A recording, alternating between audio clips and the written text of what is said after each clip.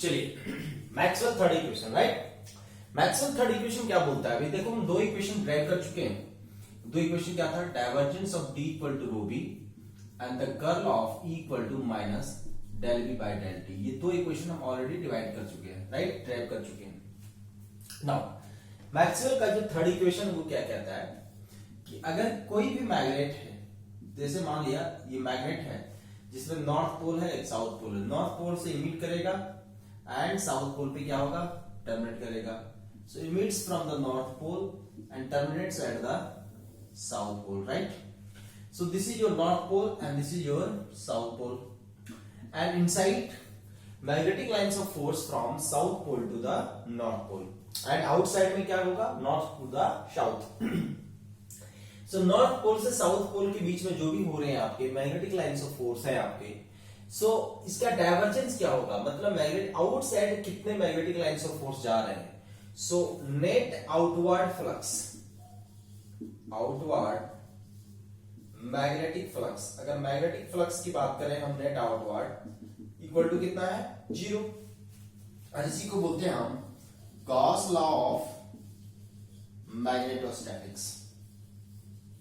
इसी को बोलते हैं Gauss law of magnetostatics.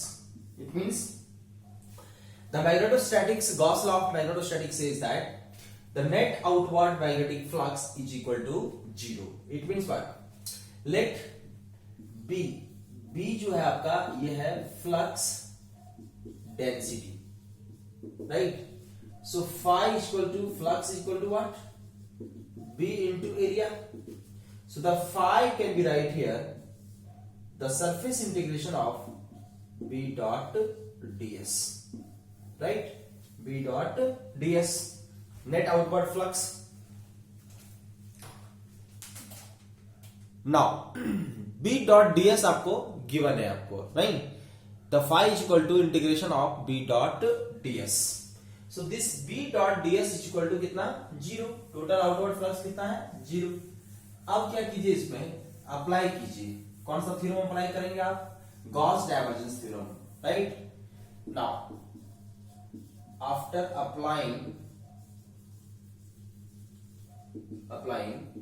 Gauss theorem, Gauss theorem को अगर आप अप्लाई करेंगे तो क्या बनेगा? देखिए तो the volume integration, this is the volume integration of divergence of B dot dV is equal to the surface integration B dot ds, right? Surface integration B dot ds. So this is equal to 0. So we can say the divergence of B equal to 0. It means total outward flux जो है, total outward flux is equal to 0. इसलिए कोई भी जो total outward flux है वो total आपके किसके इक्वल है? 0 के इक्वल है। So this is your flux density and this is the divergence theorem and this is the Maxwell third equations, right? So Maxwell ने जो तीन इक्वेशंस अभी तक जो दिए थे वो तीन इक्वेशन मैंने अभी ड्राइव कर लिया। चौथा इक्वेशन अभी देखते हैं हम लोग, है ना। So Maxwell का जो तीन इक्वेशंस क्या क्या है?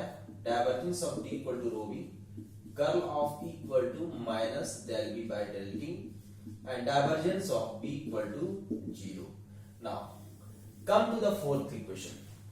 So the fourth equation क्या कहता है आपका, उसके बारे में हम बात करेंगे, right? So Maxwell fourth equation, Maxwell's का fourth equation देखते हैं हम। fourth equation क्या बोलता है कि the curl of H equal to J plus del D by del T। कैसे आएगा ये J plus del D by del T, हम इसको बाद में बात करेंगे, right? अगर आप आईईएस का क्वेश्चन देखो, अगर आप आईईएस का मेंस दे रहे हैं तो वहां पर आएगा state and explain the Maxwell's theorem, state and explain the Maxwell's theorem. तो मैक्सवेल थ्योरम को आप स्टेट कर सकते हो और एक्सप्लेन कर सकते हो कि what is the Maxwell theorem, right. अब देखो ये जो मैक्सवेल का फोर्थ इक्वेशन है ये किस पे डिपेंड करेगा? So it is depends on, किस पे डिपेंड करता है? Amperes circuital law, amperes सर्क्यूटल law, ampere circuital law पे ही डिपेंड करता है, right.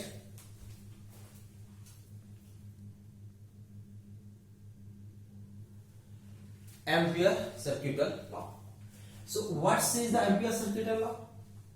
The line integration of H dot DL is equal to I enclosed, right? This is the ampere circuital law, and as we know that, let's say this is the conductor and here the current flowing is I, so the I enclosed is nothing but I. So यहाँ पर हम बात करेंगे अगर H dot dl equal to कितना है, I enclosed के equal है, right? So let J आपका क्या है, सरफेस डेंसिटी। J मैंने मान के चला कि सरफेस डेंसिटी है। So if J is equal to surface density, then what is the current? Current कितना होगा? So the current is nothing but the surface integration of J dot ds। This is nothing but current density, right? So surface integration of J dot ds, right? अब अगर हम इसमें curl theorem लगाएं, कौन सा theorem लगाएं दोस्तों? Curl theorem. So what's the, क्यों लगाएंगे हम कर्ल थ्योरम? क्यों? क्योंकि यहां जो करंट है वो सरफेस के रिस्पेक्ट में है, और यहां जो करंट मिल रहा है मुझे किसके रिस्पेक्ट में है? लाइन के रिस्पेक्ट में है, राइट? सो यहां पर जो करंट है वो लाइन के रिस्पेक्ट में है, यहां पर जो करंट है वो सरफेस के रिस्पेक्ट में है। सो नाउ अप्लाई करेंगे हम Stokes theorem. Now apply the Stokes theorem. जब आप स्टोक्स थ्योरम को अप्लाई करेंगे देन क्या बनेगा आप देखो। Now after applying the Stokes theorem, जैसे आप स्टोक्स थ्योरम को अप्लाई करेंगे देन क्या बनेगा? The surface integration of curl of H dot ds is nothing but the line integration of H dot dl. So the curl of H dot ds is equal to H dot dl. This is the situation, this is the condition. Now वहां पर जो आप देखे थे ये किसके equal था? I enclosed के इक्वल था, और I enclosed किसके इक्वल है? Enclosed I मान लो, I enclosed I है, किसके इक्वल था? Surface integration of J dot ds, right? J dot ds। अब इस इंटीग्रल फॉर्म को, इस दोनों को जब आप करेंगे तो देखो सरफेस के इक्वल है। सो लिख सकते हैं हम curl of H equal to J, curl of H equal to J, and this J is nothing but conduction current density. ये कौन सा कंडक्शन करंट है? JC। This is the conduction current density. अब ये मुद्दा आता है कि सर ये कंडक्शन करंट डेंसिटी जेसी किसके इक्वल है? सो जेसी नथिंग बट सिग्मा इंटू ई के इक्वल है। जेसी किसके इक्वल है? सिग्मा इंटू ई के इक्वल है। और आपको पता होगा कि मटेरियल स्पेस में हम पढ़ा चुके थे आपको, राइट? इन मटेरियल स्पेस क्या पढ़ाया था? इन मटेरियल स्पेस, अगर आप मटेरियल स्पेस को ध्यान से देखे होंगे तो पढ़ाया था मैंने। In the material space, the sigma is equal to n into q square tau by m. So this is the conduction current density, right?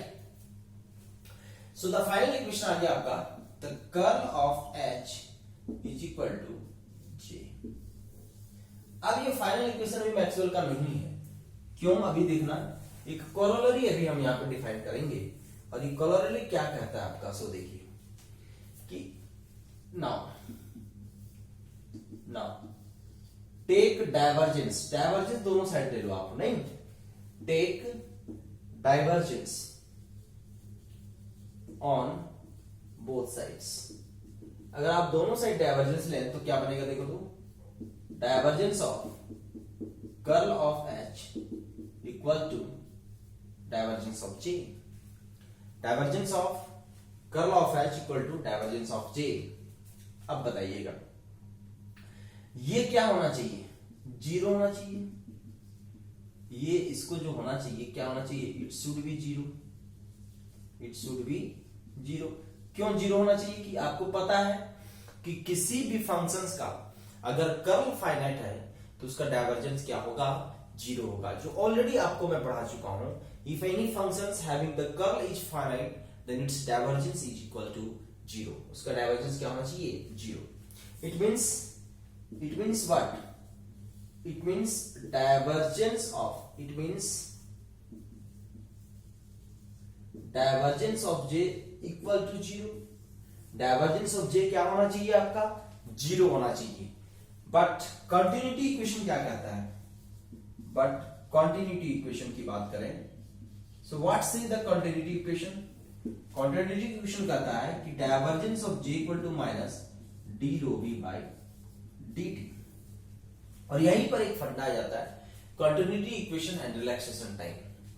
सो यहां पर एक फंडा आएगा अभी, continuity equation relaxation time. So this is not the final Maxwell equations, so final Maxwell equation will be changed. So how it is changed and why it is changed, it is changed due to, if we take the divergence on both sides, the divergence of curl of h, it should be equal to zero, it should be equal to zero, but the divergence of j equal to what, zero, but in this case divergence of j equal to what, zero, right? So the divergence of curl जो है ये zero हो रहा है, but divergence of j not equal to zero. So यहां तेरी जो contradictory start हो गया, मतलब नहीं, यहां पर जो है कॉन्ट्राडिक्टरी स्टार्ट हो गया भैया, कि एक तो थ्योरम बोल रहा है कि डाइवर्जेंस ऑफ, एक थ्योरम क्या बोल रहा है कि divergence of curl of h equal to zero, so divergence of j equal to zero, but divergence of j equal to क्या होता है, minus D rho v by dt, right. So यहां पर हम टॉपिक लिखेंगे continuity equation and relaxation time. अब यहां से कॉन्सेप्ट आ जाएगा आपका continuity equation and relaxation time का, जो बहुत ही इंपॉर्टेंट टॉपिक है आपका, right. So what says the continuity equation, continuity equation क्या कहता है, ये है डेरिवेशन कंटिन्यूटी इक्वेशंस का। अब कंटिन्यूटी इक्वेशन का हम डेरिवेशन करते हैं कि ये कैसे आया continuity equation, right. So what says the continuity equation, what says the relaxation time. Continuity equation क्या बोलता है आपका, इसके बारे में देखते हैं हम लोग, राइट। कंटिन्यूटी इक्वेशन ये बोलता है आपका कि किसी भी क्लोज सरफेस से, मान लिया किसी भी क्लोज सरफेस है, this is continuity equation and इसको अच्छे से लिख लो, continuity equation and relaxation time, right. Let's say this is the close surface. इस क्लोज सरफेस में जो टोटल आउटवर्ड करंट है, this outward current is equal to, right, rate of change charge decrease with in the volume के equal है। So let's say rho v is the volume charge density. So what's the continuity equation says? It states that the total outward current through any closed surface right is equal to rate of decrease of charge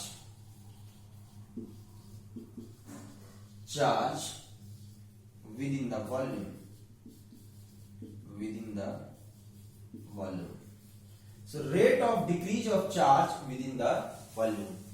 So the I outward current जो है ये minus D Q in upon D T. तो ध्यान में रखना ये negative sign क्यों है, negative sign this represent decrease of current.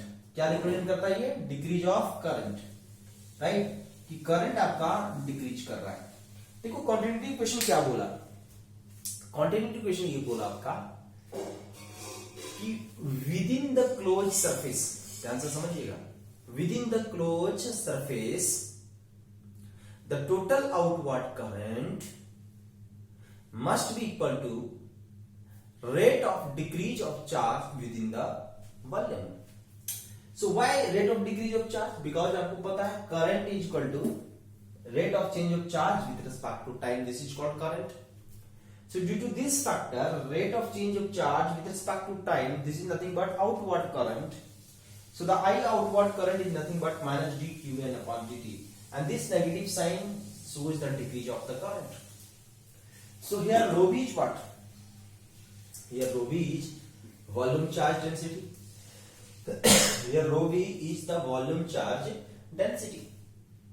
So what is the charge enclosed within the volume? Charge enclosed is equal to the volume charge density rho v into dv. This is the charge enclosed. अब मैंने मान लिया कि जो current है surface पे ऊपर जा रहा है, let current density is equal to J. मान लिया करंट डेंसिटी कितना आपका है, जे.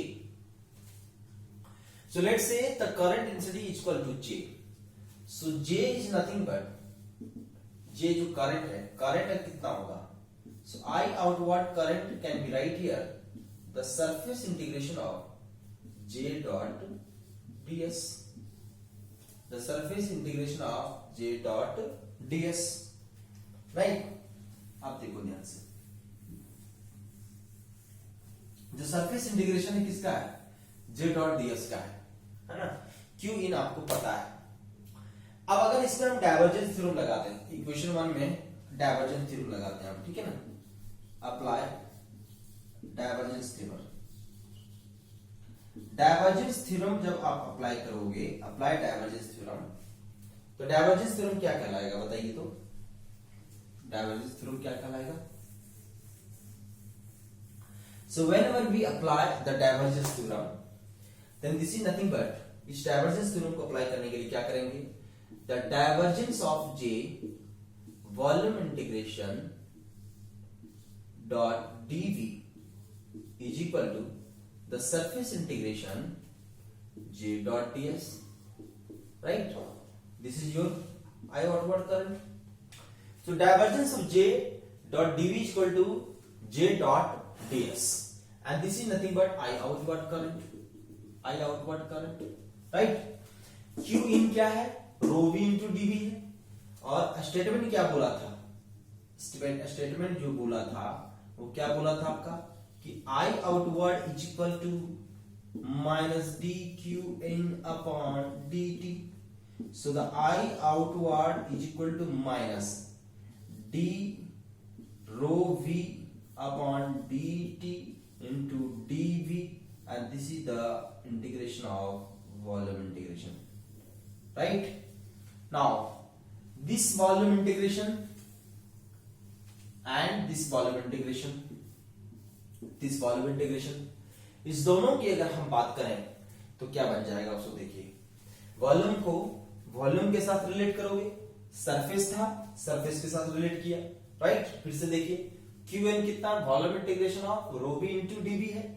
आई आउटवर्ड को क्या लिख सकते हैं, J डॉट ds, और यहां पर अप्लाई कर दिया हम डाइवर्जेंस थ्योरम, तो हो गया divergence of J dot dv equal to surface integration J dot ds equal to I outward current, right. And I outward current कितना है, minus D Q in upon dt है. So I outward is nothing but minus, अब Q in को क्या लिख दिए हम, Q in जो ये था इसको उठा के यहां पर रख दिए. तो जब क्यू इन को इसको उठा के यहां रखेंगे आप, तो आई आउटवर्ड आ गया minus of D rho V by D T. This is nothing but volume integration. So यहां पर आ गया आपका, देखो दोनों अगर एक साथ देखें तो हम मिलाकर लिख सकते हैं कि the divergence of J equal to minus d rho v upon dt. This is called continuity equation. Continuity equation. इसको बोलेंगे क्या, continuity equation. अब मुद्दा आता है कि रिलैक्सेशन टाइम क्या है, what is the relaxation time, इसके बारे में देखते हैं हम लोग, है ना। रिलैक्सेशन टाइम को हम कैसे सॉल्व करेंगे इसके बारे में देखते हैं। सो what is the relaxation time and collision time. अगर हम बात करें कि कोई भी पार्टिकल्स, कोई भी मटेरियल स्पेस है, जैसे for example this is the any material space. So in this material space there are infinite number of electrons holes, there are infinite number of electrons and holes. So if we increase the temperature, due to increase in the temperature, the free carriers are produced, and these free carriers starts moving to each other, and there is a collision between them. So this collision between them is called tau, and this is called collision time. Collision time. So these collision time concepts in the which factors? These collision time factors is nothing but in the electrostatic wave, or we can say in the electromagnetic wave. So the materials which comes in the electronics devices, which is nothing but having the phenomena of the collision time. But in this case, in the relaxation time is nothing but the collision time, both having the same property.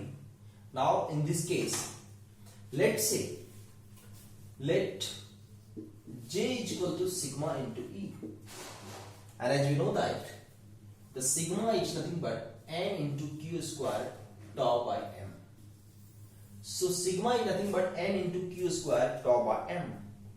So this is nothing but current density J, right? So for this current density J equal to n into q square tau by m, and where sigma is nothing but n into q square tau by m, and m is mass of the electrons, n number of free electrons, जो already आपको मैं पढ़ा चुका हूं। Clear है क्या? चलिए अब इसको हम यहां पर रखते हैं। सो बोथ साइड आप लगाइए, divergence of J equal to sigma into divergence of E, taking both side on divergence, taking both sides divergence, right. So divergence of J equal to sigma into divergence of E, and आपको पता है from Maxwell's first equation, अगर Maxwell first equation की बात करें then क्या था, divergence of D equal to कितना, rho V। So D is nothing but epsilon into E, right. D equal to epsilon into E। So the divergence of E equal to rho V by epsilon. So your equation becomes the divergence of J equal to minus d rho V upon dt. So we can say the d rho V upon dt plus divergence of J equal to 0, right? ये इधर ले आए, अब देखो क्या बनेगा।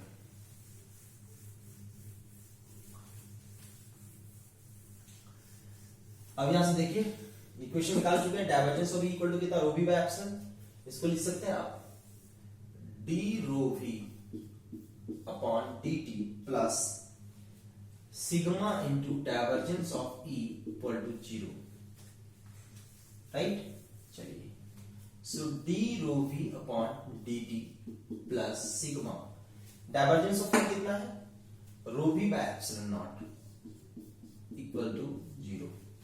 So the d rho V upon rho V equal to minus sigma by epsilon into dt, उसको उधर ले गए हैं, है ना। चलिए अब इसको क्या करो, आप दोनों साइड इंटीग्रेट करो। Now integrate on both sides. So equation first को आप इंटीग्रेट कीजिए। Now integrating on both sides, now integrating both sides,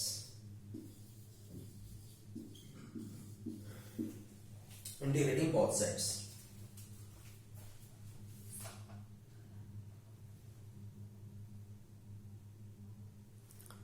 right? So now integrating both sides, जब दोनों साइड इंटीग्रेट करेंगे तो क्या बनेगा, d rho V upon rho V equal to minus sigma by epsilon into dt plus c. So this is ln rho V minus sigma by epsilon into t plus ln c constant. So let at t equal to 0 rho v equal to rho v naught. At t equal to 0 rho v कितना है initial, rho v naught है. सो t equal to 0 put करेंगे, rho v को rho v naught put करेंगे, ln c कितना हो गया. सो ln c equal to ln rho v naught. So c equal to what, rho v naught, constant value. ln c equal to कितना, ln rho v naught. अब इसको उठा के यहां रखिए, राइट. जब यहां पर रखेंगे आप क्या बनेगा देखिए, ln rho v minus sigma by epsilon into t plus ln rho v not.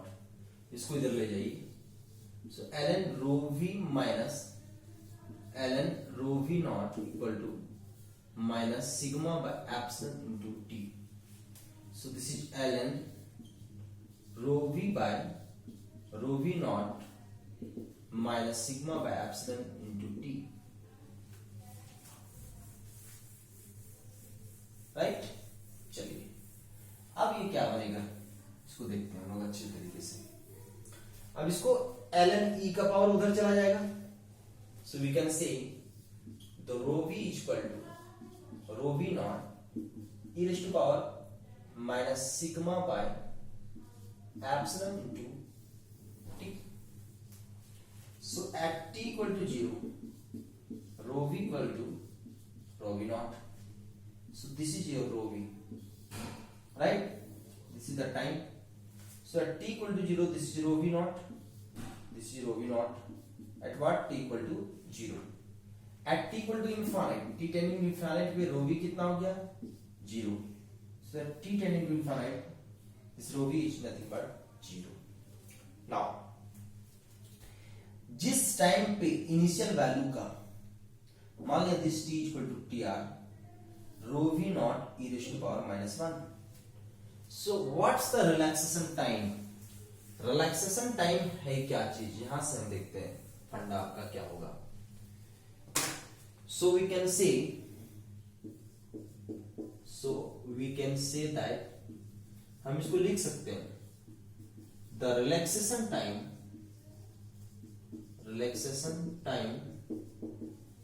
is defined as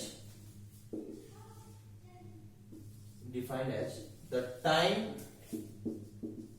taken to decrease, right? Decrease कर रहा है यहां पे, नहीं, the time taken to decrease the charge density, decrease the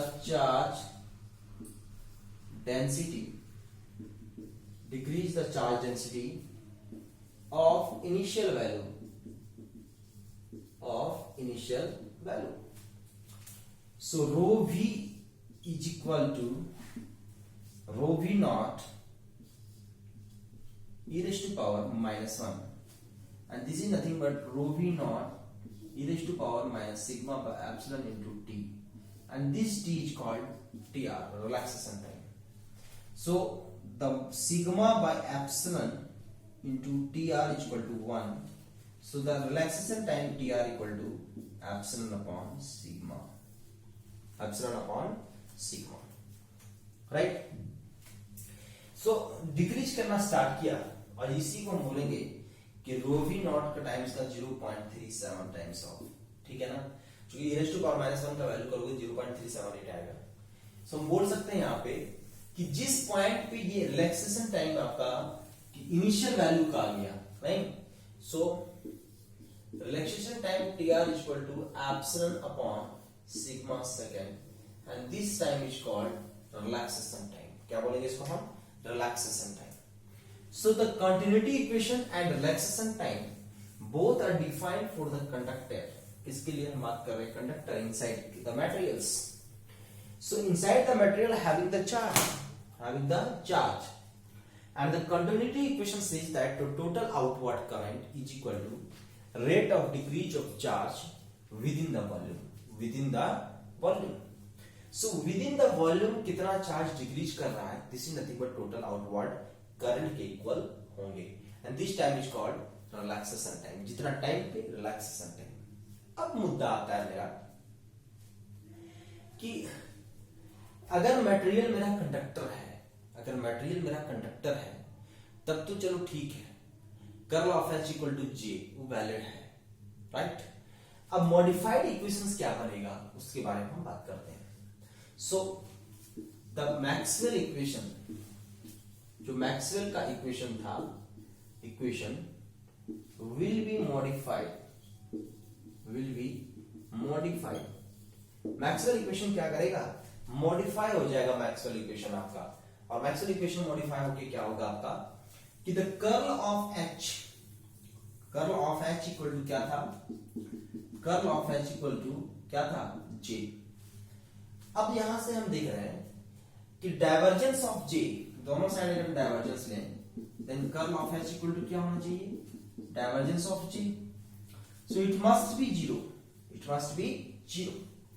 now the divergence of J equal to minus D rho B upon कितना है, dt है। Divergence of j equal to minus D rho B upon dt। And we know that, हमको पता है क्या कि the divergence of d equal to कितना है, रो बी है। अब इसको उठा करके यहां रखें तो क्या बनेगा, divergence of j equal to minus d by D t into divergence of d, right. आप देखो इसको आप ऐड करोगे तो क्या बनेगा, देखो।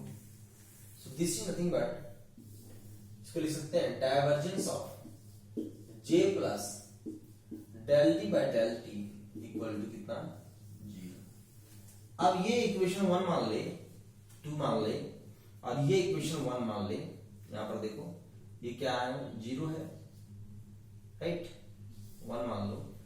तो ये 1 और 2 जो कंडीशंस है यहां पर देखो ये सेटिस्फाई कर रहा है, इट मस्ट बी 0, ये भी 0 है। सो इस कंडीशन को ये सेटिस्फाई कर लिया। सो जो मॉडिफाइड इक्वेशन बने वो मॉडिफाइड इक्वेशन क्या बनेगा, now the modified equation is curl of h equal to j plus del d by del t, j plus del d by del t. So this is the modified equations.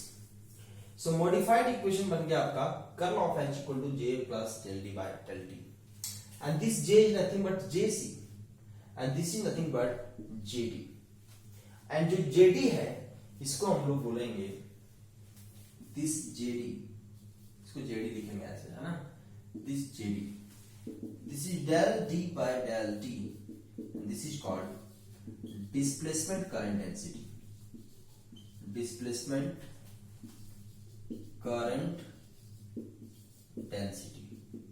So what, and jc is what, sigma into e, this is the conduction current density.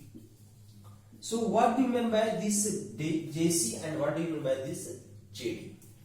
jc का concept क्या है and jd का concept क्या है, इसके बारे में देखते हैं हम लोग, है ना, कि jc कैसे वेरी किया और jd कैसे वेरी, इसको हम क्यों बोले displacement current density, what is the reason behind to call the displacement current density. So any conductor having the conductivity or any semiconductor having the conductivity sigma. So in these materials, if there is a sigma, then for this material, अगर इस material की बात करें हम,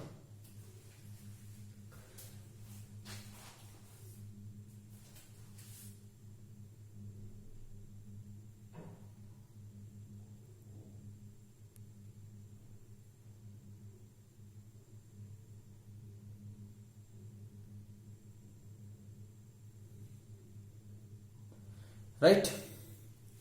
सो for this material, अगर हम इस material की बात करें, so Z is equal to del D by del T, J C nothing but sigma into E. So if material is conduct, अगर मटेरियल आपका कंडक्टर है तो हम बोल सकते हैं कि इस केसेस में आप जो भी निकाल रहे हैं वो कंडक्शन करंट डेंसिटी है. सो ये डिस्प्लेसमेंट करंट डेंसिटी जो है वो क्या शो करेगा, displacement current density, and this is nothing but the material having the conducting or dielectric mediums. So the displacement current density current density will be preferred, ये prefer होगा कहां पे, preferred for, अगर हम डिस्प्लेसमेंट करंट डेंसिटी की बात करें, then this displacement current density will be preferred for dielectric, किसके लिए, हम डाइलेक्ट्रिक मीडियम के लिए।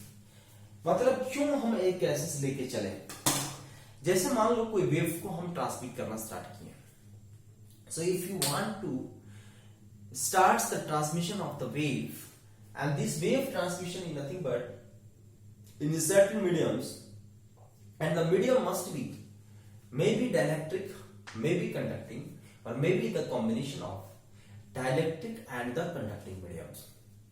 So medium may be anything, it may be conducting, it may be dielectric, or it may be anything. So if it is pure conductor, if it is pure conductor, so for pure conductor, अगर pure conductor की बात करें हम, pure conductor, so for pure conductor the curl of H equal to what, J। And अगर हम बात करें for pure dielectric, for pure dielectric, अगर प्योर डाइलेक्ट्रिक की बात करें, then curl of H equal to what, GD। This is del D upon what, del T। So this is valid for pure dielectric, and this is valid for a curl of H equal to, this is for pure conductor। लेकिन अगर medium दोनों हो तब तो दोनों होगा। अब मुद्दा ये आता है कि डिस्प्लेसमेंट है वो डाइलेक्ट्रिक के लिए क्यों लेते हैं, व्हाट इज द रीजन, हम क्यों लेके चलते हैं, इसके बारे में बात करेंगे। सो JD को क्या लिखोगे आप, del T upon del T। So let's say the case of the capacitance, अगर किसी भी कैपेसिटेंस में applied potential है V, then this is nothing but positive and this is nothing but negative। So the applied potential is what, V, and this is the positive charge, this is the negative charge, and the distance between them is T, and let the dielectric material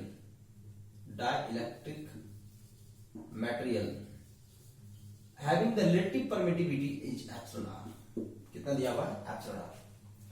So what's the capacitance, C is nothing but epsilon into A by D, this is the capacitance। now this D is equal to epsilon into E, and the E is nothing but electric field, nothing but V by D। So now put here, so the JD becomes epsilon into del E by del T, so this is epsilon into epsilon by T del V by del T। so this is your JD, this is your JD, current density। so what's the current, अगर हम current की बात करें तो current कितना होगा दोस्त, so the current is equal to the current flowing through the capacitor, किसके थ्रू, ये जो करंट है वो क्या है, IC है। so the flowing through the capacitor, capacitor के थ्रू जो करंट फ्लो करेगा, this is nothing but current upon area, and this is nothing but JD, this current upon area is nothing but JD। now अब इस JD को आप जो है करना स्टार्ट कीजिए। so the ID is nothing but ID upon area is nothing but epsilon by T del B by del T, इसको put कर दिए, A को उधर ले जाओ। so ID क्या है, epsilon A by T dV by dt है। अब dV by dt है, इसका मतलब क्या समझे कि जो करंट डेंसिटी था आपका, कौन सा था आपका, current density, so the ID is equal to C into dV by dt, and as we know that this is the potential V and this current is IC, right, पहले में potential same होंगे, so this IC is nothing but this IC C into dV by dt, this IC current is nothing but C into dV by dt। So इस दोनों equation से अगर देखें आप, from the both equation ID equal to what, ID ही IC current है। So इस दोनों इक्वेशन से मिल गया आपको ID ही IC करंट है। ID जो करंट है वो किसके इक्वल है, IC के इक्वल है, right. So this current ID is nothing but equal to IC, ID nothing but equal to IC। ID किसके इक्वल है, IC के इक्वल है, राइट। अब मुद्दा ये आता है कि ID IC के इक्वल हो गया और IC में जो करंट फ्लो कर रहा है, IC ये जो करंट फ्लो किया, ये करंट कौन सा करंट है, कैपेसिटर करंट है। और कैपेसिटर के इनसाइड में जो मटेरियल होता है वो कौन सा मटेरियल है, डाइलेक्ट्रिक मटेरियल्स है। So we can say that, हम इसको कह सकते हैं, क्या कह सकते हैं, JD is the current density, JD जो है करंट डेंसिटी है, JD is the current density, JD एक करंट डेंसिटी है which is nothing but current flow करेगा नहीं, current flowing through the dielectric medium, through the dielectric medium।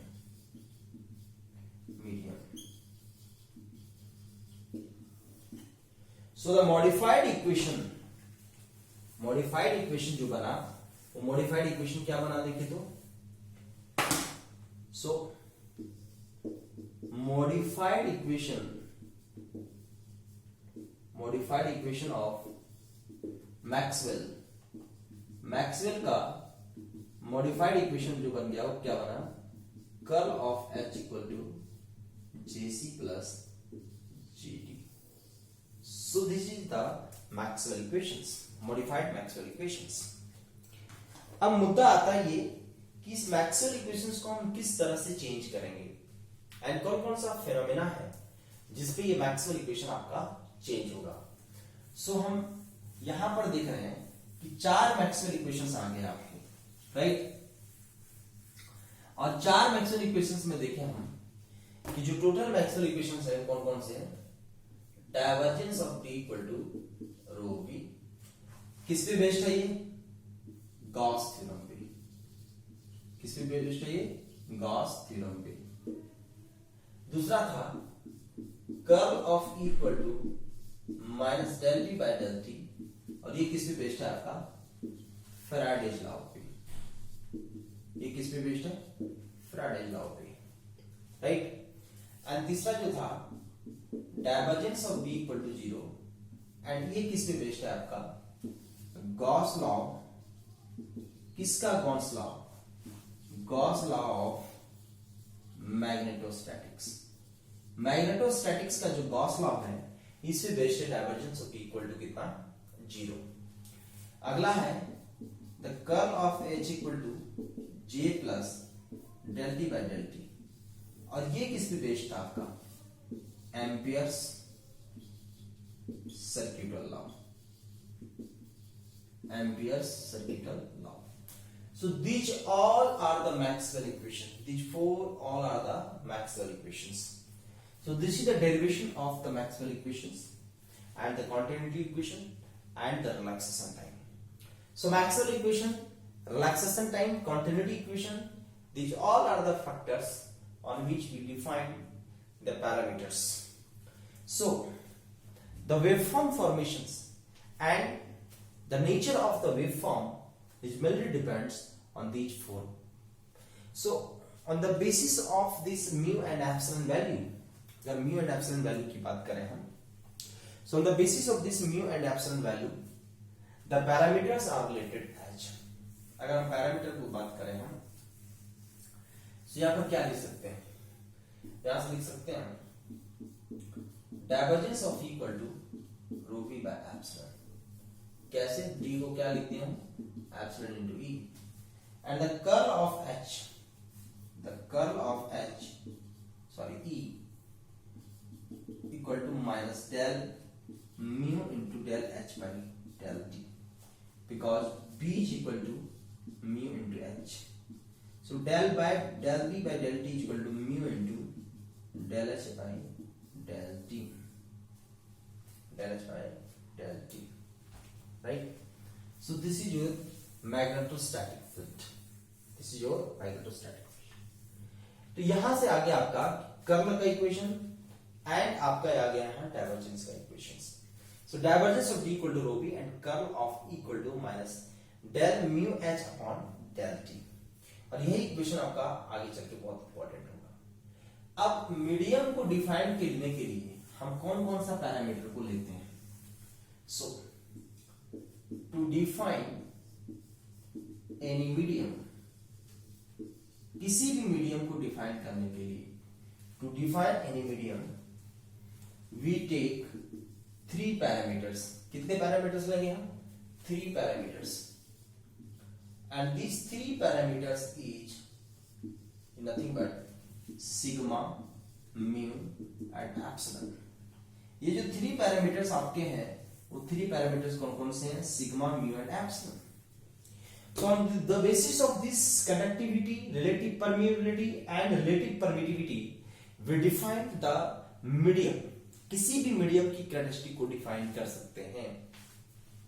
So why we take this parameter? Question ये arrange होता है, why we take only sigma, mu and epsilon? हम sigma, mu and epsilon की value को क्यों लेते हैं?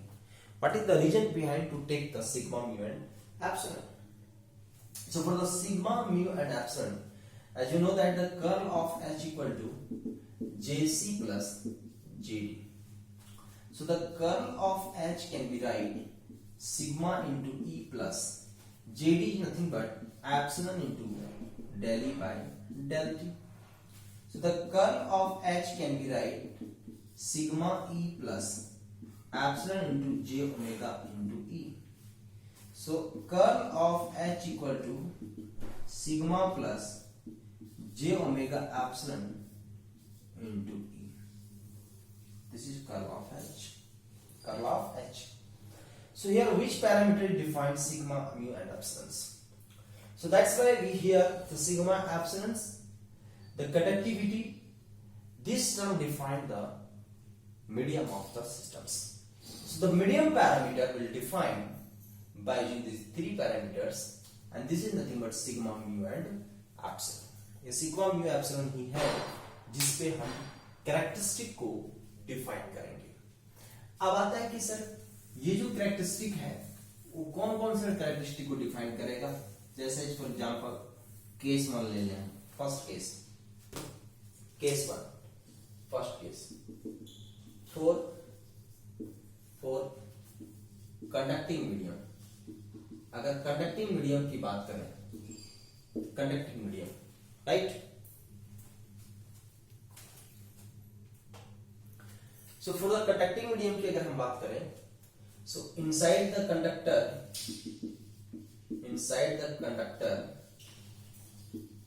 Charge कितना होता है? 0.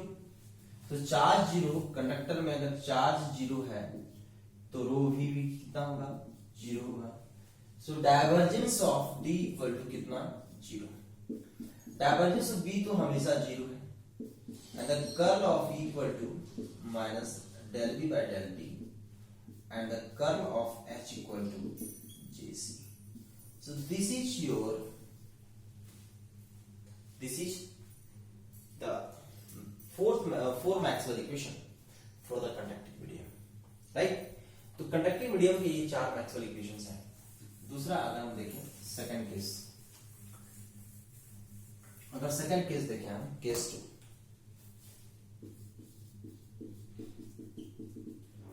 These are the 4th Maxwell equations. Now case 2, second cases की बात कर रहे हैं, है ना. सेकंड केस के लिए क्या लेंगे हम? Maxwell equations. जैसे मान लिया 4 प्योर डाइलेक्ट्रिक. अगर प्योर डाइलेक्ट्रिक मीडियम है तो उसके लिए केसेस क्या लेंगे? प्योर डाइलेक्ट्रिक है मतलब चार्ज है, चार्ज तो 0 होगा. अगर प्योर डाइलेक्ट्रिक के केस है तो चार्ज एग्जिस्ट करेंगे या नहीं करेंगे. तो dielectric medium dielectric medium consider as a, ये जो कंसीडर होता है एज ए इंसुलेटर। अगर इंसुलेटर कंसीडर करेंगे तो चार्ज कितना होगा, 0।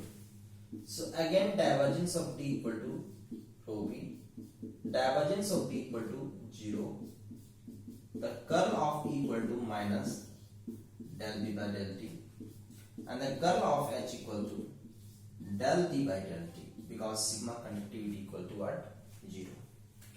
So this is for the pure dielectric medium, right? ये प्योर डाइलेक्ट्रिक मीडियम का है। अगला केस देते हैं, केस थर्ड। अगर प्योर डाइलेक्ट्रिक नहीं है, टाइम वेरिंग केसेस है, या for time invariant field,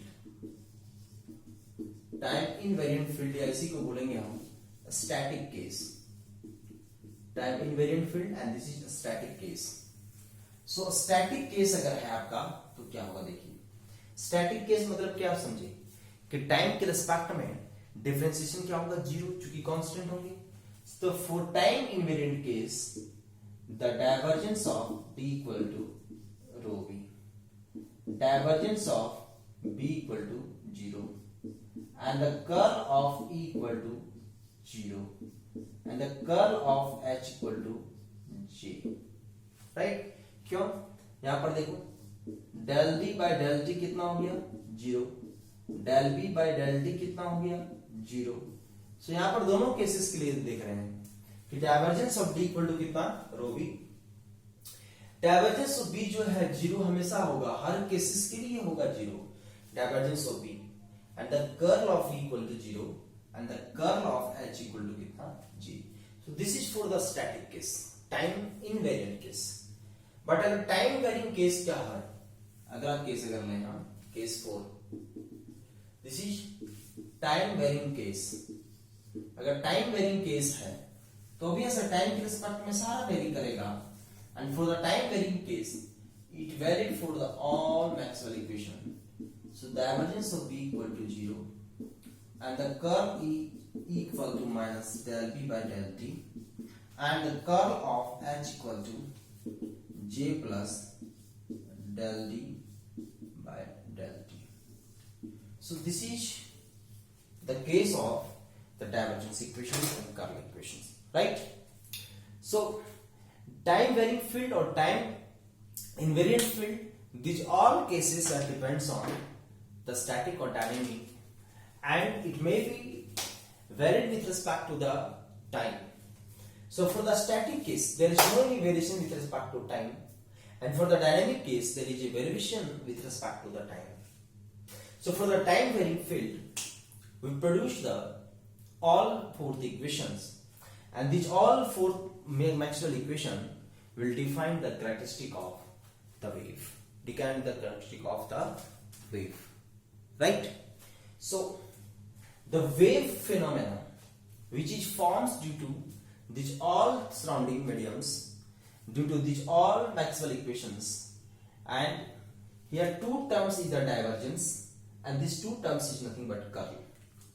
So the divergence is used for propagation, divergence हम यूज करेंगे किसके लिए, प्रोपगेशन के लिए, and curl used for, curl को यूज करेंगे हम rotation.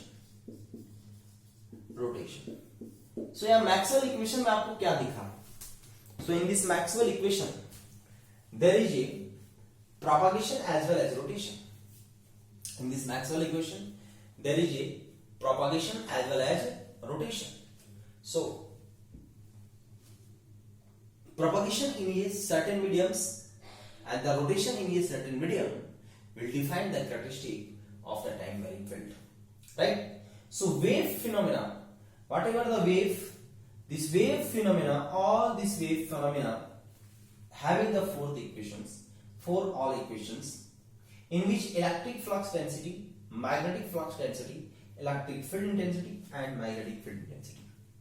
so the curling effect occurs in the electric field intensity and magnetic field intensity, and the magnetic flux density and electric flux density having the divergence effect. That's why the flux is considered to be outward from a normal surface, but however the curling effect is considered to be rotational impact. So this impact considered is a rotational impact. So rotation, here rotation is nothing but the transformation of the systems. So rotation as well as propagation will define the characteristic of the medium and the characteristic of the parameter which is going to be propagated from source region to the destination regions.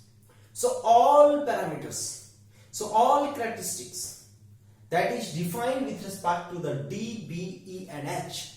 So from onwards, from this point to up to antenna 3, we will study with respect to the D, B, E and H.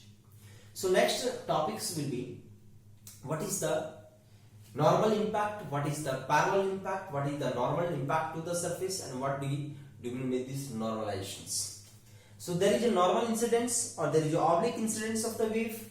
So in wave phenomena we will study what is the normal incidence and the oblique incidence. So now the next topic I will start. The topic name is boundary conditions. So in the boundary conditions, what do you mean by boundary conditions? In the boundary conditions, there is a continuity of the D, B, E and H. And there is a discontinuity also in the D, B, E and H. So the continuity and discontinuity equations are formed inside the boundary conditions. Right? So next week, I will start the boundary conditions. So here, end of the topic of the Maxwell equation, continuity equation and the relaxation time. So यहाँ पर आपका continuity equation, Maxwell equation and relaxation time खत्म होता है. Next topic start करेंगे हम boundary equation और इससे पहले हम कुछ क्वेश्चंस को भी हम देखेंगे. Thank you.